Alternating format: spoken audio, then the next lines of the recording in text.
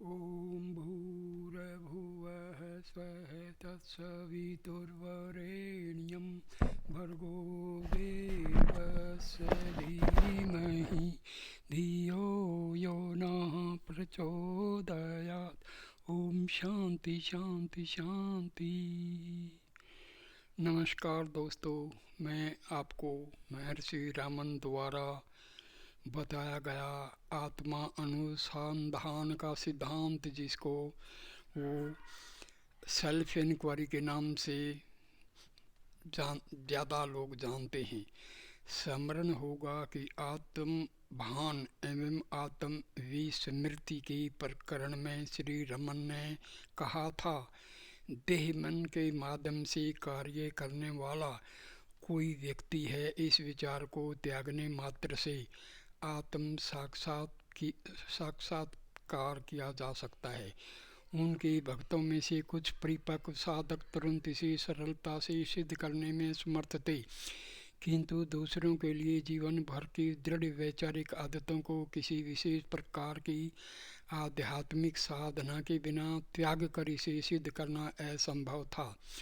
श्री रमन उनकी इस मुश्किल परिस्थिति से सहानुभूति रखते थे, और जब भी आत्म संभावना बनाए रखने के लिए किसी दूसरी पद्धति बताने के लिए प्रार्थना की जाती तो वे आत्मा अनुसंधान नाम की युक्ति बताते थे। यह साधना पद्धति उनके व्यवहारिक आध्यात्मिक उपदेश का मूलाधार थी। अगले 3 प्रकरणों में इसके सभी पहलुओं को विस्तार से प्रस्तुत किया जाएगा। इस व्यक्ति का वर्णन करने के पूर्व श्री रामन के मन के स्वरूप विषयक विचारों को समझाना आवश्यक है, क्योंकि आत्म अनुसंधान का लक्ष्य स्वानुभव से यह जानना है कि मन का अस्तित्व नहीं है। श्री रमन के मतानुसार मन तथा शरीर की प्रत्येक सभान क्रिया के केंद्र में कुछ न कुछ करने वाला मैं है, जिसका अस्तित्व पूर्व धारणा के रूप में बिना सोचे विचारे ही सच्चा मान लिया जाता है। मैं सोचता हूँ, मैं याद करता हूँ, मैं कार्य करता हूँ इत्यादि मैं सब क्रियाओं की जिम्मेदारी अपने ऊपर ले लेता है। श्री रमन इस सामान्य भाव को अहम व्यक्ति कहते थे। अहम व्यक्ति का अर्थ मन की निरंतर बदलने वाली मूल व्यक्ति होता है। आत्मा अर्थात सच्चा मैं कभी भी मैं करता हूँ या मैं सोचता हूँ ऐसी कल्पना नहीं करता, लेकिन जो मैं इन सब कल्पनाओं को करता है वह मन की सृष्टि है। अतः उसे आत्मा का बुद्धि में पड़ा हुआ प्रतिबिंब माना जाता है। अहम व्यक्ति का यह वर्णन कुछ जटिल सा है, इसलिए मैंने सामान्यतया संक्षेप के लिए अहम विचार शब्द का प्रयोग किया है। श्री रमन यह मानते थे कि व्यक्तित्व विभिन्न रूप में स्व को प्रकट करने वाला अहम विचार मात्र है। बुद्धि, स्मृति एवं अहम भाव इत्यादि मन के विविध व्यापारों को अलग मानने के बजाय वे उनको अहम विचार के भिन्न भिन्न रूप मानना पसंद करते थे।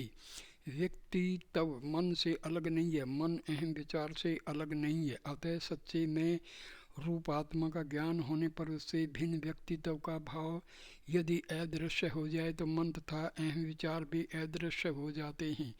इस तथ्य की पुष्टि उनके बार बार किए गए इस विधान से होती है कि आत्म साक्षात्कार के बाद विचारों का विचारक, कर्म का करता था अलग व्यक्ति होने की संभावना वाला जीव नहीं रहता, क्योंकि उनकी यह दृढ़ मान्यता है कि जिसका सच्चा अस्तित्व है वह आत्मा ही एकमात्र सत्य है। अहम विचार भ्रांति जन्य कल्पना से अधिक कुछ नहीं है, अर्थात उसका अपना स्वतंत्र सच्चा अस्तित्व नहीं है। तो फिर वह दिखता क्यों है? इस प्रश्न का उत्तर यह कहकर देते थे कि किसी पदार्थ से एक रूप हुए बिना उसका अस्तित्व दिखता नहीं है। जब विचार उत्पन्न होते हैं तो यह अहम विचार उनके स्वामित्व का दावा करता है, जैसे मैं सोचता हूँ, मैं मानता हूँ, मैं काम कर रहा हूँ इत्यादि। लेकिन जिन जिन स्थूल सूक्ष्म पदार्थों से वह एक रूप होता है, उनसे भिन्न किसी अलग अहम विचार का अस्तित्व नहीं होता है।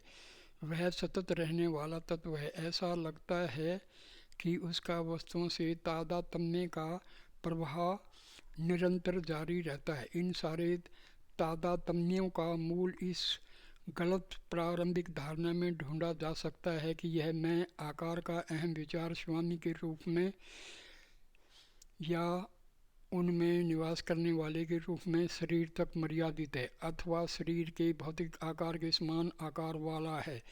मैं शरीर हूँ ऐसा मूल विचार उसके उत्पन्न होने के पश्चात होने वाले सब गलत तादात्म्यों का जन्म स्थान है और इसका विनाश आत्मा अनुसंधान का मुख्य लक्ष्य है।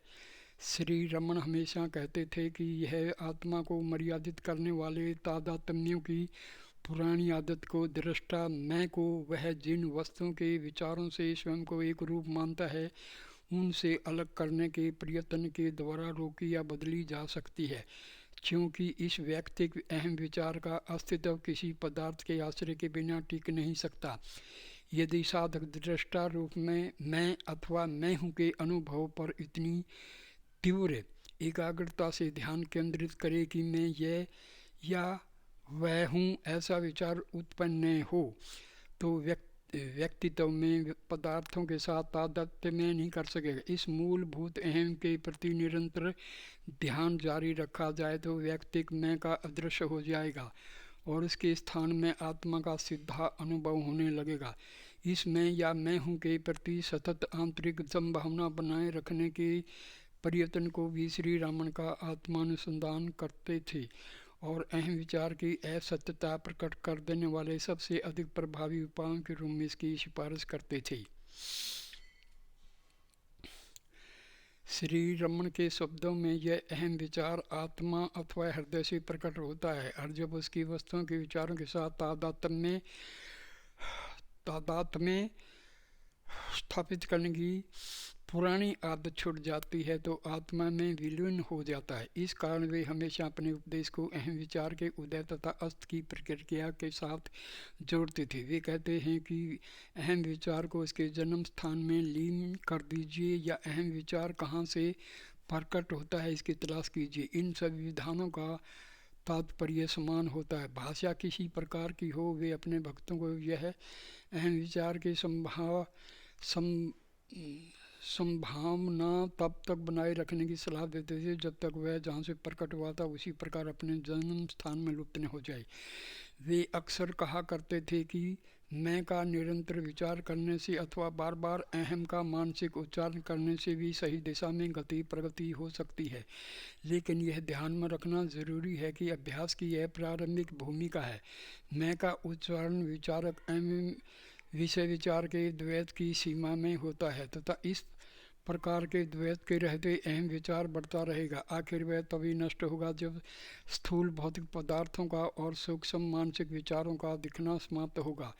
यह परिणाम अहम के विषय में संभावना रखने मात्र से प्राप्त नहीं होता, अहम रूप हो जाने पर ही प्राप्त होता है। किसी भी पदार्थ के विषय में संभाव रखने के बजाय केवल दृष्टा का अनुभव करने की भूमिका आत्मा अनुसंधान की पराकाष्ठा है, जिसकी विस्तृत चर्चा अगले प्रकरण में की जाएगी। यह महत्वपूर्ण भेद वह तत्व है जो आत्मा अनुसंधान को अन्य सब आध्यात्मिक साधना पद्धतियों से अलग करता है। इससे यह भी स्पष्ट हो जाता है कि श्री रमन क्योंकि दूसरी साधन प्रणालियों को हमेशा बेअसर बताते थे, वे अक्सर यह स्पष्ट करते थे कि पारंपरिक ध्यान पूजन एवं योग के अभ्यास में ध्याता तथा ध्येय की आवश्यकता होती है, जिससे अहम विचार नष्ट होने की बजाय पुष्ट होता है। उनके मत के मुताबिक ऐसी साधना पद्धतियाँ मन को सफलतापूर्वक अस्थायी रूप से शांत कर सकती हैं एवं संभवतः आनंदपूर्ण अनुभूतियों को भी प्रकट कर सकती हैं, लेकिन कभी भी आत्म साक्षात्कार में परिणित नहीं हो सकती, क्योंकि उनसे अहम विचार स्पष्ट रूप से अलग होकर अपने अस्तित्व को मिटा नहीं सकता। इस प्रकरण में दिए गए वार्तालाप अधिकतर श्री रमन के आत्मानुसंधान विषयक सैद्धांतिक विचारों को प्रस्तुत करते हैं। इस तकनीक के व्यवहारिक पहलू प्रकरण 5 में विस्तार से दिए जाएंगे। प्रश्न, मन का स्वरूप क्या है? उत्तर, मन अहम विचार से भिन्न नहीं है। मन तथा अहंकार एक हैं। उनकी बुद्धि, स्मृति इत्यादि शक्तियाँ भी मन ही हैं। मन बुद्धि चित्त जिसमें संचित वासनाएं संस्कार रहते हैं तथा अहंकार, यह सब एक मन ही है। यह ऐसा है जैसे किसी मनुष्य को उसके विभिन्न कार्यों के अनुसार विभिन्न नाम दिए जाते हैं। व्यक्ति जीव इस संसार से भिन्न कुछ भी नहीं होता। प्रश्न, हम मन के स्वरूप को कैसे जान सकते हैं, अर्थात उसका अंतिम कारण या तत्व क्या है जिसका वह प्रकटीकरण है? उत्तर, विचारों को उनकी मूल्यवत्ता के कर्म में देखने पर अहम विचार सबसे अधिक महत्व का लगता है। व्यक्तित्व विचार अन्य सब विचारों का मूल या स्कंद है, क्योंकि प्रत्येक व्यक्ति या विचार किसी विशेष व्यक्ति विशेष के विचार के रूप में ही प्रकट होता है और अहंकार से स्वतंत्र उसका अस्तित्व कहीं भी नहीं देखा जाता। इसका यह अर्थ हुआ कि अहंकार विचार प्रक्रिया प्रदर्शित करता है। प्रथम पुरुष मैं को ही तुम वह इत्यादि द्वितीय तृतीय पुरुष दिखते हैं तो ऐसा लगता है कि तीनों पुरुषों का साथ साथ उदय अस्त होता है। इसलिए इस मैं या व्यक्तित्व के अंतिम कारण का अन्वेषण करना चाहिए। यह मैं कहाँ से उत्पन्न होता है, इसे अंदर ढूंढिए तो वह अदृश्य हो जाता है। यह ज्ञान मार्ग है। जब मन अपने स्वरूप का निरंतर अन्वेषण करता है तो उसे अंत में यह ज्ञात होता है कि मन जैसी कोई वस्तु नहीं है। यह सबके लिए सीधा सरल मार्ग है। मन विचार समूह मात्र है। सब विचारों का मूल अहम विचार है। इस प्रकार केवल अहम विचार से ही मन है। अहम विचार का जन्म व्यक्ति का जन्म है और उसकी मृत्यु व्यक्ति की मृत्यु है। अहम विचार के उत्पन्न होने पर शरीर के साथ गलत तादात्म्य होने अहम विचार का त्याग कीजिए। जब तक मैं जीवित हूँ तब तक शोक रहेगा। जब मैं का अस्तित्व लुप्त होता है तो शोक नहीं रहता। प्रश्न, हाँ, लेकिन जब मैं अहम विचार सूत्र को पकड़े रखना चाहता हूँ तो अन्य विचार उत्पन्न होते हैं और मुझे परेशान करते हैं। उत्तर, देखिए कि ये विचार किसके हैं तो वे अदृश्य हो जाएंगे। अहम विचार उनका मूल है, उसे पकड़ रखिए तो वे लुप्त हो जाएंगे। प्रश्न, अहंकार द्वारा शुरू की गवेषणा उनकी असत्यता कैसे प्रकट कर सकती है? उत्तर, अहम विचार जहाँ से उत्पन्न होता है उस मूल स्रोत में जब आप डुबकी लगाते हैं तो आप अहंकार को दिखावे के अस्तित्व से पर हो जाते हैं। प्रश्न, लेकिन क्या अहम व्यक्ति उन तीनों रूपों में से एक नहीं है जिनमें अहंकार स्वयं को प्रकट करता है? योग, वासिष्ठ तथा अन्य प्राचीन ग्रंथ अहंकार को तीन रूप वाला बताते हैं। उत्तर, सही है। अहंकार को स्थूल, सूक्ष्म एवं कारण, इन तीनों शरीर वाला बताया जाता है, लेकिन यह केवल विश्लेषणात्मक निरूपण के लिए है। यदि अन्वेषण की पद्धति को अहंकार के रूपों पर आश्रित बनना पड़े तो किसी प्रकार की गवेषणा असंभव हो जाए, क्योंकि यह अहंकार असंख्य रूपों को धारण कर सकता है। इसलिए आत्मा अनुसंधान के लिए आपको अहंकार का एक ही अहम विवृत्ति वाला रूप है ऐसा मानकर चलना पड़ेगा। प्रश्न, लेकिन ज्ञान प्राप्ति के लिए यह शायद अपर्याप्त सिद्ध हो सकता है। उत्तर, अहम व्यक्ति के सूत्र को पकड़कर आत्मा का अनुसंधान करना ऐसा है जैसे कुत्ता सूंघकर अपने मालिक को पा लेता है। मालिक चाहे अनजाने दूर के स्थान में हो, लेकिन यह कुत्ते के मार्ग में विघ्न नहीं बनता। उस प्राणी के लिए अपने मालिक की गंध ही पर्याप्त संकेत है। उसके वेश की, आकार की, ऊंचाई इत्यादि की जानकारी जरा भी आवश्यक नहीं है। कुत्ता उसे ढूंढते समय उसकी गंध को एकाग्रता से सूत्र की तरह पकड़े रहता है और अंत में उसे पाने में सफल होता है। मन की दूसरी वृत्तियों को छोड़कर इस अहम वृत्ति को मूल की तलाश को ही आत्म साक्षात्कार का सीधा मार्ग क्यों माना जाए? यह प्रश्न फिर भी अनुत्तर रहता है। उत्तर, यद्यपि मैं या मैं हूँ का भाव दुनिया के व्यवहार में अहम वृत्ति माना जाता है, लेकिन वस्तुतः यह मन की अन्य वृत्तियों की तरह साधारण वृत्ति मात्र नहीं है, क्योंकि परस्पर असंबद्ध अन्य सब वृत्तियों से भिन्न यह अहम वृत्ति मन की दूसरी सब वृत्तियों से तात्विक रूप से संबंध है। अहम वृत्ति के बिना अन्य कोई भी वृत्ति टिक नहीं सकती, लेकिन स्वयं अहम वृत्ति मन की अन्य वृत्तियों के बिना भी स्वतंत्र रूप से रह सकती है। इस कारण अहम वृत्ति अन्य सब व्यक्तियों से मूल रूप से भिन्न है।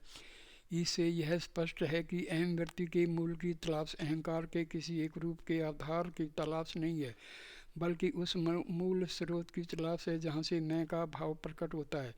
दूसरे शब्दों में अहम वृत्ति रूप अहंकार के मूल की तलाश एवं उसकी प्राप्ति आवश्यक रूप से अहंकार तथा उसके प्रत्येक संभावित रूप से पर होने का मार्ग है। प्रश्न, यह स्वीकार करने पर भी स्वतः अहम व्यक्ति में अहंकार के सभी रूपों का समावेश होता है। आत्म साक्षात्कार के लिए केवल उसी व्यक्ति का आश्रय क्यों लिया जाता है? उत्तर, केवल वही आपके अनुभव का अपरिहार्य सूत्र है और उसके मूल की तलाश करना ही एकमात्र व्यवहार्य मार्ग है जिसका आत्मा साक्षात्कार के लिए आप आश्रय ले सकते हैं। कहा जाता है कि अहंकार का एक रूप कारण शरीर है, गाढ़ निद्रा की अवस्था है, लेकिन आप उसे अपनी तलाश का क्षेत्र कैसे बना सकते हैं? जब अहंकार उस रूप का आश्रय लेता है तो आप गहरी नींद के अंधकार में डूब जाते हैं। प्रश्न, लेकिन क्या अहंकार अपने सूक्ष्म एवं कारण शरीर वाले रूप में अमूर्त और अत्यंत अग्राह्य नहीं होता, जिसे उसकी एकाग्र अवस्था में ही की गई तलाश उसे पकड़ पाना असंभव है? उत्तर, नहीं। अहम व्यक्ति के मूल का अन्वेषण अहंकार के पूरे अस्तित्व को स्पष्ट करता है। इस कारण अहंकार के रूपों की सूक्ष्मता तथा अग्राह्यता विशेष महत्व नहीं रखती। प्रश्न, जबकि एकमात्र लक्ष्य आत्मा की पूर्णता का अथवा शुद्ध सत्ता का अनुभव प्राप्त करना है जो किसी भी तरह अहंकार के आश्रित नहीं है, तब अहम व्यक्ति रूप अहंकार विषयक अन्वेषण आपको उपयोगी कैसे हो सकता है? उत्तर, कार्यकारी रूप में अहंकार का केवल एक लक्षण है। अहंकार शुद्ध चैतन्य रूप आत्मा तथा अचेतन शरीर के बीच गांठ रूप है। इस कारण उसे चित्त जड़ ग्रंथि कहा जाता है। अहम व्यक्ति के मूल के अन्वेषण के दौरान आप अहंकार के तात्विक चिद्रूप पहलू का आश्रय लेते हैं। इस कारण आपका अन्वेषण आपको आवश्यक आत्मा के शुद्ध चैतन्य के अनुभव की ओर ले जाता है। आपको अपने आप में शुद्ध अहम तथा अहम विचार का भेद अवश्य करना चाहिए। अहम विचार वस्तुतः विचार मात्र, इसलिए वह दृष्टा और दृश्य को देखता है, सोता है, जागता है, खाता है, सोता है, मरता है और फिर जन्म लेता है। लेकिन शुद्ध एवं शुद्ध सत्ता या अस्तित्व है जो अज्ञान तथा विचार रूप भ्रम से मुक्त है। यदि आप निर्विचार होकर केवल सत्ता रूप अहम बनकर रहें तो अहम विचार अदृश्य हो जाएगा और भ्रम हमेशा के लिए मिट जाएगा। चलचित्र गृह में आप बहुत मंद प्रकाश में अथवा अंधकार में चित्र देख सकते हैं, पूरे प्रकाश में चित्र लुप्त हो जाते हैं। इस तरह परमात्मा के पूर्ण प्रकाश में सारे पदार्थ अदृश्य हो जाते हैं। प्रश्न, वह निरपेक्ष पर अवस्था है? उत्तर, नहीं। किससे पर और किसके द्वारा? केवल आपकी ही सत्ता है।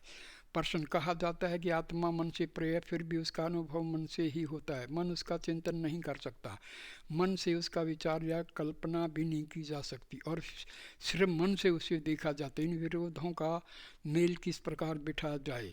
उत्तर, आत्मा का अनुभव मृत मरे हुए मन से अर्थात निर्विचार अंतर्मुख मन से होता है। तब मन अपने मूल आश्रय आत्मा को देखता है और तद्रूप हो जाता है। तब कोई दृष्टा किसी दृश्य को नहीं देखता। जब कमरे में अंधेरा हो तो वस्तुओं को देखने में नेत्र की सहायता के लिए दीपक आवश्यक होता है, लेकिन जब सूर्य उदय हो जाए तो उसकी आवश्यकता नहीं होती। सूर्य को देखने के लिए दीपक की आवश्यकता नहीं होती। आप अपने नेत्रों को स्वयं प्रकाश सूर्य की ओर मोड़ें, इतना ही केवल जरूरी है।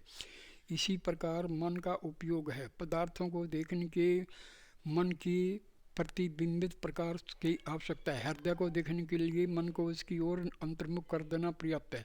तब मन नष्ट हो जाता है और हृदय प्रकाशित हो उठता है।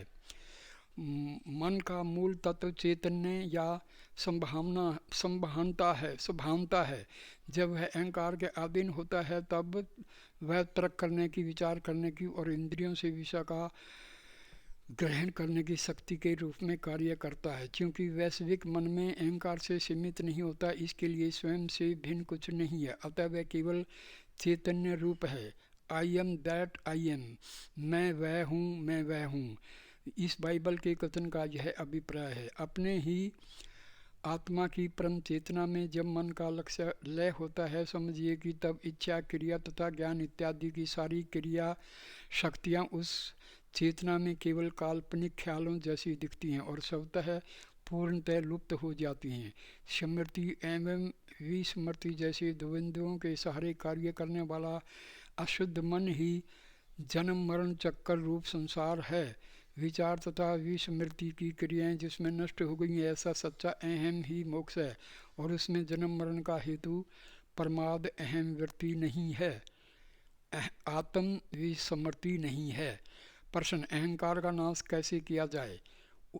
उत्तर, पहले अहंकार को पकड़कर दिखाइए, फिर पूछिए कि उसका नाश कैसे किया जाए। यह प्रश्न कौन पूछता है? अहंकार।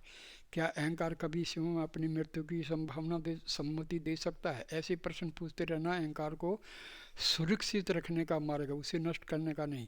यदि आप अहंकार की प्रामाणिक तलाश करें तो आपको ज्ञात होगा कि उसका अस्तित्व नहीं है, यह उसकी विनाश का मार्ग है।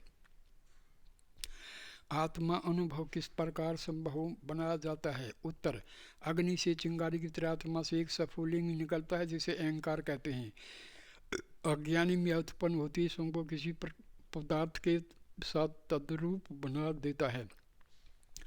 वस्तुओं से तादाद तय किए बिना उनसे असंबंध रहकर वह टिक नहीं सकता। यह संबंध अज्ञान है जिसका नाश हमारे प्रयत्नों का लक्ष्य है। यदि उसकी स्वयं के विषयीकरण की यह आदत तोड़ दी जाए तो वह शुद्ध बना रहता है तथा अपने मूल रूप में लुप्त हो जाता है। देह के साथ उसका गलत तादाद में देहात्म भाव है। अच्छे परिणामों के पूर्व यह आवश्यक जाना चाहिए। दो अवस्थाओं तथा दो विचारों के बीच में इस अहम का उसकी शुद्ध स्थिति में अनुभव किया जा सकता है।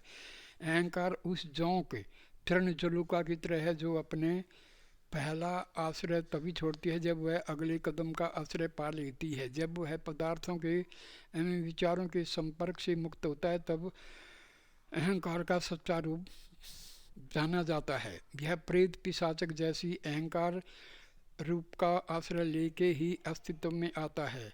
रूपों से शोषण प्राप्त करने के पुष्ट होता है तथा दूसरे रूपों का ग्रहण करते ही पूर्व के रूप को छोड़ता है, लेकिन अन्वेषण करने पर अदृश्य हो जाता है। यदि मैं देह हूँ ऐसा रूप वाला प्रथम पुरुष अहंकार का अस्तित्व होता है, तभी तू वह इत्यादि द्वितीय तृतीय पुरुष भी होते हैं। प्रथम पुरुष के सत्य का अन्वेषण करके यदि उसे नष्ट किया जाए तो द्वितीय तृतीय पुरुष भी नहीं रहते, और जैसी आत्मा की शुद्ध अवस्था होती है वैसे ही मनुष्य अपने सच्चे रूप स्वरूप में प्रकाशित होता है। मैं रक्त मांस में शरीर हूँ, यह विचार ही वह एक सूत्र है जिसमें दूसरे विविध विचार पिरोए गए हैं। इसलिए यदि यह मैं कहाँ है इस प्रकार तलाश करते हुए भीतर की ओर मुड़ कर देखें तो अहम विचार के साथ सब विचार समाप्त हो जाएंगे और तब आत्मा अपने आप प्रकाशित होगी। प्रश्न, मैंने जब श्री भगवान की रचनाएं पढ़ी तो मुझे मालूम हुआ कि अपना अन्वेषण आत्म अनुभव की एकमात्र पद्धति है। उत्तर, हाँ, उसे विचार कहा जाता है। प्रश्न, उसे किस तरह किया जाता है? उत्तर, प्रश्न करने वाले को अवश्य अपने आत्मा का स्वीकार करना पड़ता है। मैं हूँ, यह आत्म अनुभव है। वर्तमान मैं के भाव को अन्वेषण के सूत्र रूप में पकड़कर शुद्ध आत्म अनुभव तक क्लास जारी रखना विचार है। एवं आत्मा अनुभव एक हैं, यह स्पष्ट नहीं है। मुझे किस पर ध्यान करना चाहिए? ध्यान के लिए ध्येय की आवश्यकता होती है। विचार में ध्येय रहित केवल ध्याता होता है, ध्यान में विचार में। प्रश्न, यह स्पष्ट नहीं है, मुझे किस पर ध्यान करना चाहिए? उत्तर, ध्यान के लिए ध्येय की आवश्यकता होती है। विचार में ध्येय रहित केवल ध्याता होता है। ध्यान एवं विचार में यह भेद है। प्रश्न, क्या ध्यान आत्म अनुभव की कार्यक्षम प्रक्रियाओं में से एक नहीं है? उत्तर, किसी एक वस्तु पर एकाग्रता ध्यान है। विविध विचारों को रोककर केवल एक विचार पर चित्त को एकाग्र करने के हेतु ध्यान किया जाता है। आत्मा अनुभव के पूर्व यह एक विचार भी अदृश्य हो जाना चाहिए, लेकिन आत्मानुभव में कोई नई वस्तु प्राप्त नहीं करनी होती है, वह प्रथम से ही है, परंतु विचारों के पर्दे से छिपा हुआ है। हमारे सारे प्रयत्न इस पर्दे को हटाने के लिए हैं, तब आत्मा अनुभव प्रकट होता है। यदि साधकों को ध्यान करने की सलाह दी जाए तो बहुत लोग संतुष्ट होकर चले जाएंगे, लेकिन उनमें से कोई वापस आकर पूछ सकता है, किसी भी वस्तु पर ध्यान करने वाला मैं कौन हूँ? ऐसे साधक को आत्मा की तलाश करने के लिए ही कहना चाहिए, वह अंतिम भूमिका है, विचार है। क्या ध्यान के बिना केवल विचार से काम चलेगा? उत्तर, विचार प्रक्रिया है और लक्ष्य भी है। मैं हूँ, यह लक्ष्य है और अंतिम सत्य है। प्रयत्न पूर्वक उसे पकड़े रहना विचार है। जब स्वाभाविक, अनायास एवं स्वयं स्फूर्त रूप में रहने लगे तो आत्म अनुभव चित्तैल्य के लिए सबसे अधिक कार्यक्षम। विचार को छोड़कर अन्य कोई प्रभाव मार्ग नहीं है। दूसरी पद्धति से मन को शांत किया जाए तो अल्प समय के लिए वह समाधिस्थ होगा, लेकिन पुण्य विकसित हो जाएगा। आत्मा अनुसंधान एकमात्र अमोघ साधन है और सीधा मार्ग है, जिससे पूर्ण निर्गुण अनंत स्वयं आप हैं। इस सत्य का आप अनुभव कर सकते हैं। प्रश्न: आत्मानुसंधान को ही ज्ञान का एकमात्र सीधा मार्ग क्यों माना जाए? उत्तर: क्योंकि आत्म विचार से भिन्न सभी साधनाओं में साधन के रूप में मन को बनाए रखने की पूर्व धारणा स्वीकृत होती है, क्योंकि मन के बिना उसका अनुसरण नहीं किया जा सकता है। साधना की विभिन्न भूमिकाओं में अहंकार सूक्ष्म रूप से सूक्ष्म रूपों को धारण करता है, किंतु कभी भी नष्ट नहीं होता।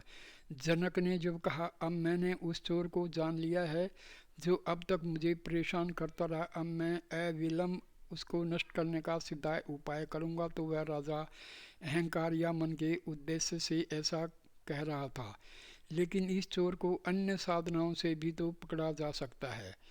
आत्म विचार से अन्य साधनाओं के द्वारा अहंकार या मन को प्रश्न: लेकिन इस चोर को अन्य साधनाओं से भी तो पकड़ा जा सकता है। उत्तर: आत्म विचार से भिन्न साधनाओं के द्वारा अहंकार या मन को नष्ट करने का यत्न ऐसा है जैसे पुलिस वेशधारी चोर ही चोर को अर्थात स्वयं को पकड़ने का नाटक करे। आत्म विचार ही इस सत्य को प्रकट कर सकता है कि वास्तव में अहंकार का अस्तित्व नहीं है और मनुष्य को आत्मा की पूर्ण शुद्ध अद्वैत सत्ता का अनुभव करा सकता है। आत्मा अनुभव होने के पश्चात कुछ भी जानना शेष नहीं रहता, क्योंकि आत्मा पूर्ण आनंद और स्वरूप है। प्रश्न: आत्मानुसंधान अन्य पद्धतियों में अधिक सीधा पद्धति क्यों है? उत्तर: अपने आप से अभिन्न, केवल पूर्ण शाश्वत परम आत्मा में निष्ठा ही शरीर से आबद्ध जीव के लिए भवसागर से पार जाने की एकमात्र नाव है। अहंकार का नाश ही सत्य है। अहंकार की पहचान की तलाश करके उसे नष्ट कर दीजिए, क्योंकि अहंकार कोई वास्तविक सत्ता नहीं है। वह अपने आप अदृश्य हो जाएगा और सत्य स्वयं प्रकट होगा। यह सीधी पद्धति हैं और सब पद्धतियाँ अहंकार को बनाए रखती हैं। उनमें कोई संदेह उत्पन्न होते हैं तथा मैं कौन हूँ, इस सनातन प्रश्न का समाधान करना अंत में बाकी रहता है। किंतु इस पद्धति में अंतिम प्रश्न ही एकमात्र प्रश्न है और उसे प्रारंभ में ही उठाया जाता है तथा इसमें अन्य किसी साधना की आवश्यकता नहीं है। इससे बड़ा कोई रहस्य नहीं कि स्वयं सत्य होकर हम सत्य की तलाश में हैं। हम सोचते हैं कि हमारे सत्य को कोई आवरण छिपाए हुए जिसे हटाना जरूरी है। यह आशा शब्द है, आशा शब्द है। एक दिन आएगा जब आप अपने प्रयत्नों पर हंसेंगे। जो हंसने के दिन होगा वह और यही है।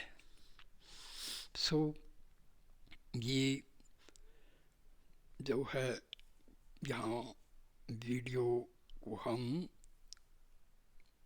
विश्राम देते हैं दोस्तों। थैंक यू, शुक्रिया। प्लीज़ लाइक करना, कमेंट करना और शेयर करना और मेरी चैनल को सब्सक्राइब करना मत भूलना। Thank you. ओम शांति शांति शांति।